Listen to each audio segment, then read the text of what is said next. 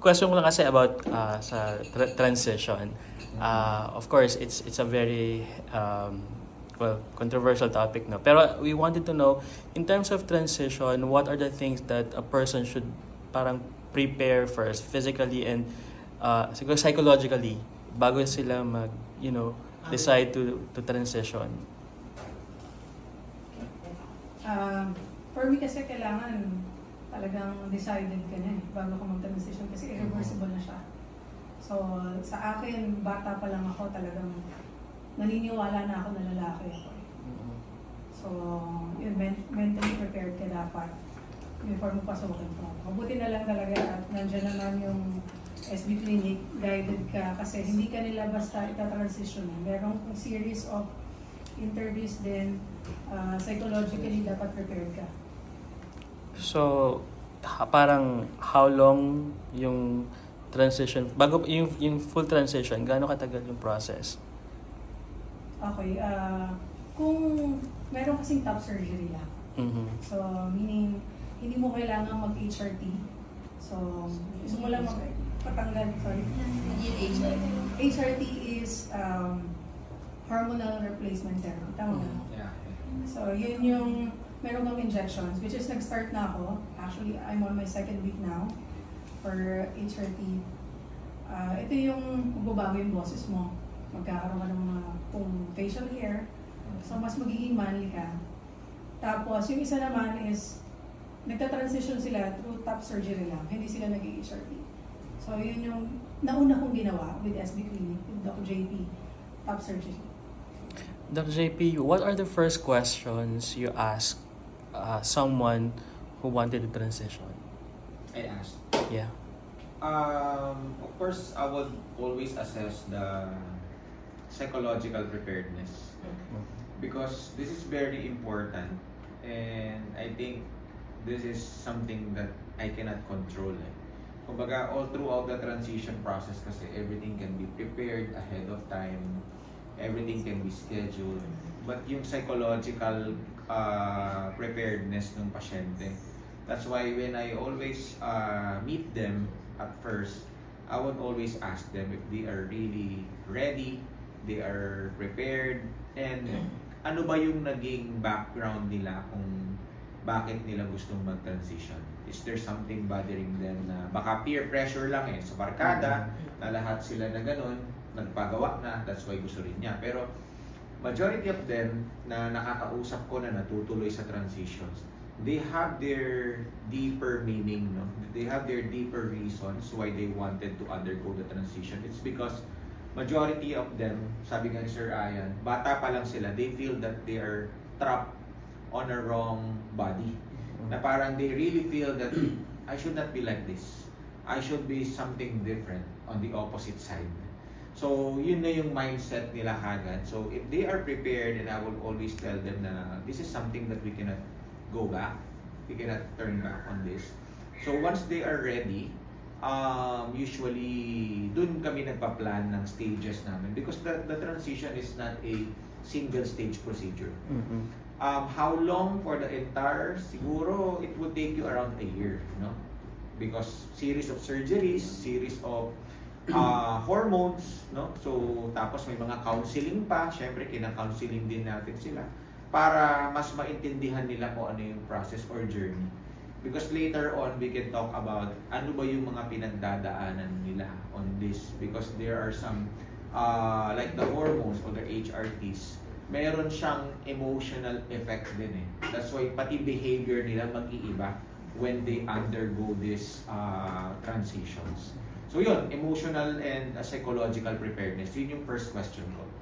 Kasi yung health, I can screen them out Kumbaga, the papers will tell you if you are ready or not. Pero yung emotional tsaka psychological, wala tayong screening, wala tayong kumbaga database or test na pwedeng ipagawa if they are ready or not. That's why talagang sa surgeon, kinakausap namin sila. And majority of them, I create a deeper, kumbaga, bond with them, no? Na parang hindi, sige gusto mo magpa-opera, gawin na natin kagad ngayon. No, it's not. Inaalam ko pa kung ano yung deeper reasons nila or meaning nila for that. So, were there instances na you rejected a client or patient, then parang rescheduled the process to a later time? Yes. Actually, I did a few na mga ni-reschedule, or siguro yung iba is hinanapan ko muna sila ng moral support from their family. Kasi kumbaga they must be accepted in their own family eh. Kumbaga kung hindi sila tatanggapin na nagpa-top surgery sila or nag-transition sila, mahihirapan sila all throughout eh. So, red flag yun. Pag dumating ang pasyente, mag-isa lang siya, wala siyang kasama. Tapos sinasabi niya na siya lang may gusto or friends niya lang ang may gusto because of the peer pressure, or girlfriend niya lang ang may gusto na mag-transition siya. It's a red flag kagad. So, dapat tinatanong ko din yan kung ready sila. At the same time, kamusta ang acceptance ng families mo, first family mo? Parents mo, kapatid mo, anong acceptance nila sa'yo? And yung mga natutuloy, majority, during the consultation, nandoon yung support system nila, di ba? Kumbaga nandoon yung partners nila, nandoon yung family nila, yung mother nila, o minsan yung mga kapatid nandoon for them to be supported. So yun yung mga madalas na natutuloy. I see. With Transmillion po, what does the clinic wish to achieve? Yeah, so for the Transmillion campaign, actually the clinic wishes to achieve a safe environment for people who wanted to transition. Because kumbaga parang ang ginawa ko kasi para ako nag-immersion sa group nila. So I tried to blend in, although hindi po ako trans. So I tried to blend in with them. And hear their thoughts, hear their issues, hear their problems. Ano yung mga common concerns? The common concerns with them are, there is a taboo in the genre today, yung environment natin, na pag ganito ka, wala silang mapuntahan. Hindi nila alam saan sila magpapacheck. Sa OB ba? Gusto nga nila maging lalaki. Sa panglalaki ba? Hindi pa sila lalaki. So there is some gap na hindi nila alam who to contact, sinong lalapitan. And ang nangyayari, majority of them, on their own na lang sila. Self-medications. Nag-i-inject sila ng hormones on their own. And remember, anything that is being injected to your body, ito pwede itong deleterious sa health nila. And I have heard their stories na may mga mortality o may mga namamatay. Because improper yung dosage. So, overdose ang nangyayari. Or yung gamot na ginagamit, may narinig ako, yung ginagamit nila na gamot is not for human use. Para sa kabayo na hormones. Para sa chicken, sa manok na hormones. Kasi they think that basta same yung tunog, same din yung product or gamot na yon. So sila mismo lang na siya ginagamit niya 5. Ikaw 5 ka din siguro, siya 5 din. But in reality, iba-iba yung requirements ng body natin. So we wanted to provide them a safe environment without any labels, no? Na walang discrimination. That we will accept them, we will educate them, and then mas matututo sila ano ba dapat yung steps na kailangan mong i-prepare. At the same time, ano ba yung mga expected mo dapat na result? Ano ba yung mga ini-expect natin na magiging effect sa'yo? Like, magbabago bang mood mo? Magpipimple ka ba? Or when you do your top surgery, ano yung transition process na yun? So, wala silang ganun na to go to. Na parang, yun nga, yung una pa lang, tanong pa lang, kaninong doktor ba kami dapat pumunta? Ano bang specialty dapat nito? Meron bang trans specialist? Wala eh. So, that's our vision for this campaign, no? When I did my immersion on them na meron silang malalapitan, meron silang mapupuntahan, especially for this type of treatments or concerns nila. Pero Doc, it's a competition. Can you tell us what this convention does? Yeah, the Transmillion is actually a competition, but it came from the vision of Sir Ian and me na to create a campaign that these individuals, meron silang safe place to go to, which is the SB Clinic.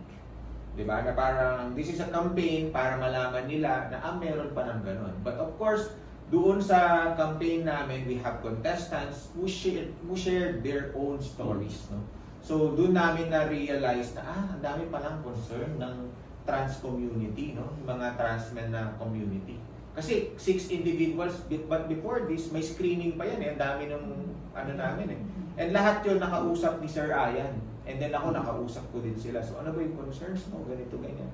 Merong iba doon, mga nagsiself-medicate na. Then sila nga yung mga nagkwento na hospital, nagkaroon ng side effects, sumobra sa dose. Sila na rin yung mga naka-experience na yun. Na, Dok, kasi hindi namin alam na meron palang ganito.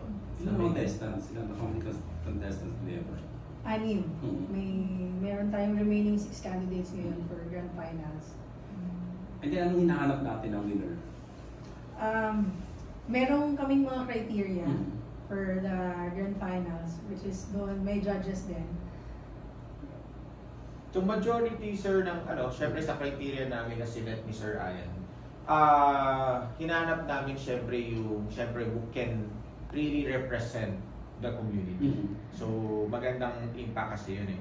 At the same time, pangalawa, syempre sinama rin kasi namin dito yung stories behind nila. Yes. So, part yun, yung story behind, what's the reason, ano ba yung, kumbaga, pinaka-motivating factor nila why they wanted to convert. At the same time, syempre, yung effect nila sa community. How they would and they can empower yung community nila para maging, kumbaga, mag-step up sila. That it doesn't mean na kapag trans man ka, you have your limitations pagdating sa lipunan. Hanggang dito ka lang dapat. Hindi dapat gano'n. Dapat matanggal natin yung tabu na yun. And then I understand you're giving away 1 million for the prize? Yeah. So, the grand prize would be amounting to 1 million worth of this transition. No? So, this is almost a year na transition. So, this is worth 1 million pesos. Sorry, ilang contestants nag-start? 6. Nung nag-start, actually, naglagay kami ng email, tapos sobrang dami nagkaroon ng isa ng emails. Tapos nag-down to 13 kami. Merong galing ng Davao pa, mga dito. Tapos from 13, nag-share sila ng stories online din. Tapos yung pinakamaraming engagement, views, yun yung kinuha namin 6. If you don't mind me asking, Yes. meron po bang like consolation like sa mga matatalo? Kasi syempre, they also have their reasons din naman. Yeah. So hindi nga lang ma-start na naman. Yes po, meron po. Actually, yung second nga, meron din rhinoplasty. Kasi talagang parang lahat naman yan dreaming for rhinoplasty na. So binigay salamat kay SB Clinic, Doc JB, kasi talagang very generous. Nagbigay ng rhinoplasty for second. And then third, meron ding SB non-surgical. And then yung the rest, meron pa rin. I remember si Jake Cyrus and Isaac nag-share